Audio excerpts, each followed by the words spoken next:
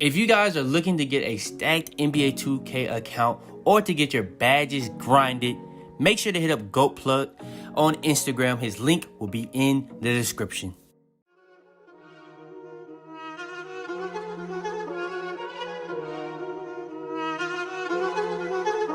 I got digital dash, can't ride with a op. I walk in the store and I buy the stock. I hide in the bins and pull out the lot. Got Tiffany diamond, it cost me a lot. They flying like birds, but drop on this hot. 400 degrees, I burned up the block. Burn out, make one call, they turn out. CC the gang, get the word out. When the shit getting hot, you the first out. Cover my wrist with a watch and I flooded with rocks. Now I look at the time all day. Be high, I ride the old block and I drop off the top. And I know you can see my face. You my dog at the end, don't care what the bitch is.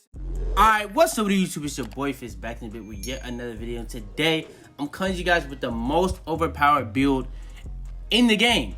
It's hands down the best build. Now, I've dropped videos on this build several times, whether it comes to a build wars video, whether it comes to the build that I use that's just like this build, or it comes to the build that I already posted on it, or the videos I already posted on this build earlier in the year. Now, I have a lot of new subscribers, so I'm gonna be updating this build for you guys today. This is the most overpowered build in the game, hands down, bro. Whether you go with the point guard, shooting guard, small forward, you're making some type of build like this, and it's gonna be very, very good.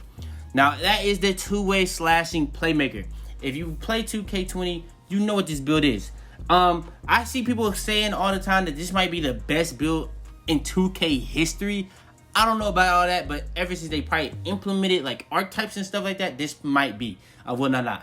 This might be, because it's pretty much like a 4 archetype build, because you can get contact dunks, you can get Hall of Fame defensive badges, you get Hall of Fame playmaking badges, and you can shoot consistently on this build. Like, not just consistently, like you can shoot from limitless consistently, because you can get your 3-pointer to a 74. So yeah, man, this is one of the best builds of all time in 2K history. Definitely the best build in the game in my opinion. But yeah, man, before I go into the build, if you guys want the best big man build to drop tomorrow, not as soon as possible, tomorrow, bro, spam with the like button, bro. But yeah, man, let's go ahead and get straight into the video. All right, so first things first, when it comes to the best two-way slashing playmaker build, go to point guard. It's just that simple. Just make him a point guard. You're gonna get the most badges possible on it. So yeah, make him a point guard. Next, when it comes to the pie chart you're gonna be going with is the playmaking and defensive rebounding pie chart. You're gonna get Hall of Fame playmaking, Hall of Fame defensive rebound badges also. So it's really a play lock.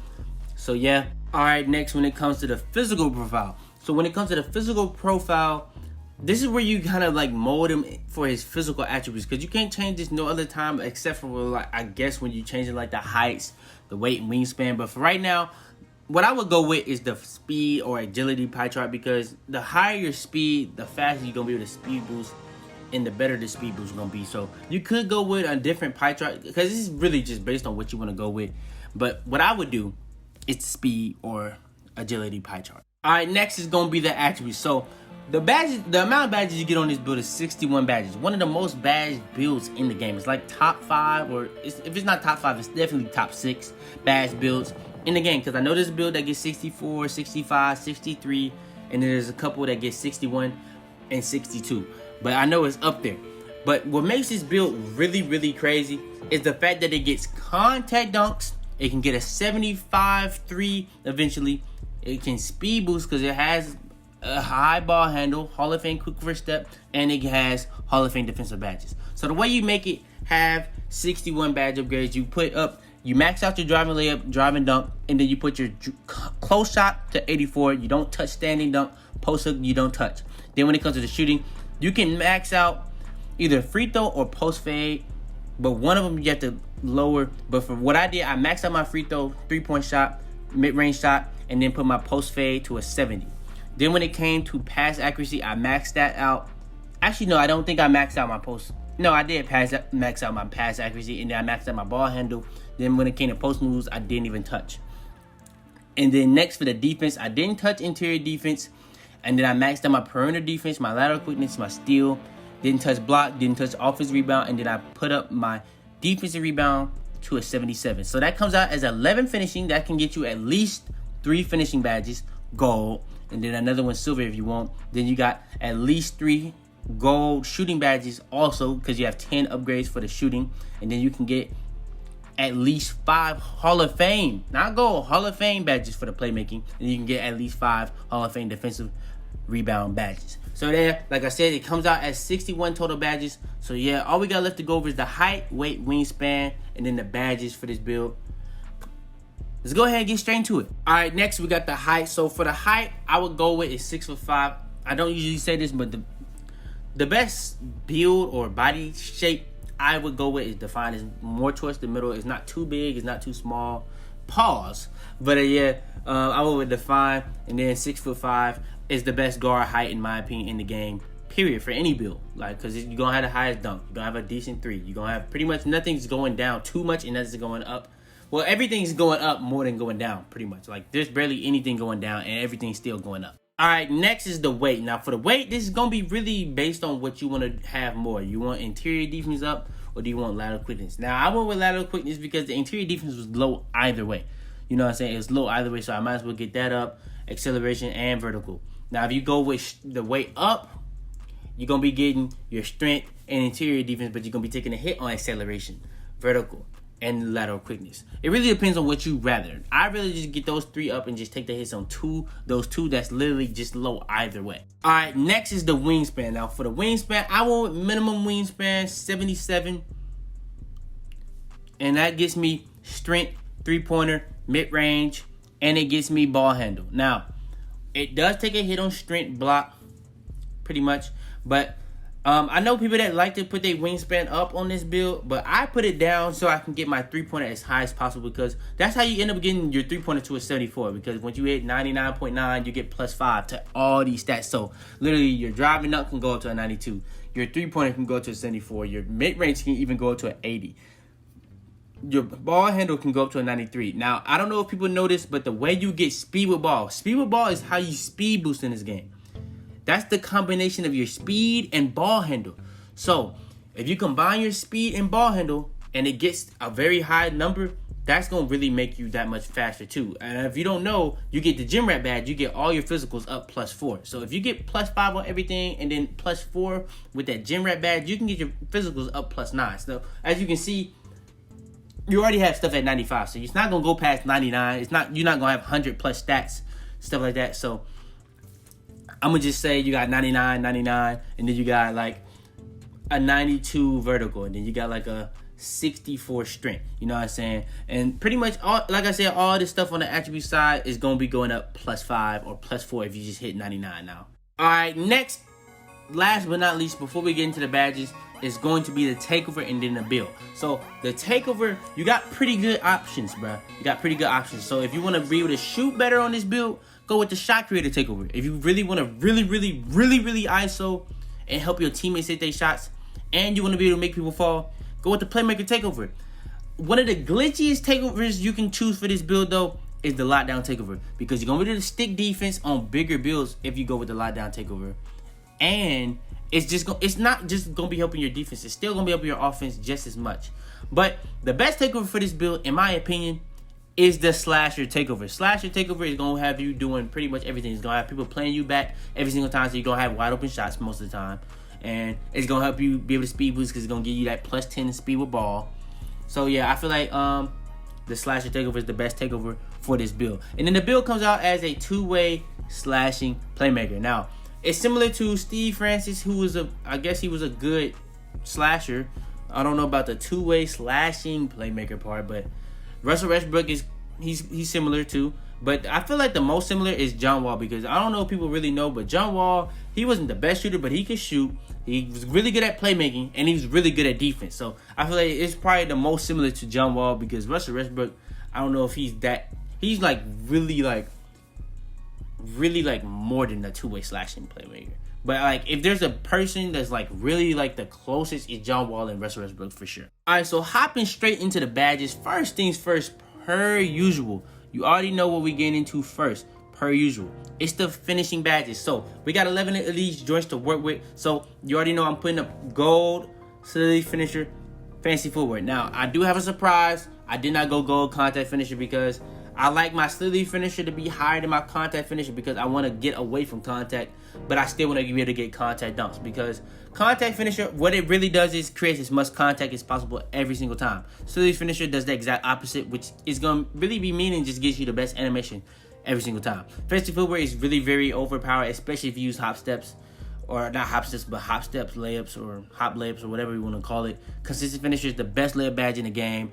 And I already went over contact finisher, but I'm going to go over it again. It's really, really good for getting like contact dunks. So if you can have the packages already, I think that's 20%. And then every single time you go up in contact finisher, that's another 15%. So bronze, 35%, 50% at silver, 65% at gold, and 80% at Hall of Fame. So it's very good if you're just strictly going for contact dunks, but you kind of think of it, you're not going to get contact dunks every single time you're driving, especially when you're playing good people. So I like to use slithy finisher higher than I use my contact finisher. That's just me though. All right, next, like I said in my other video with the facilitating finisher, quick draw is a badge that's really like, they did a lot of tuning to it with the latest patch, bro. I'm going to get into that in a whole video dedicated to that.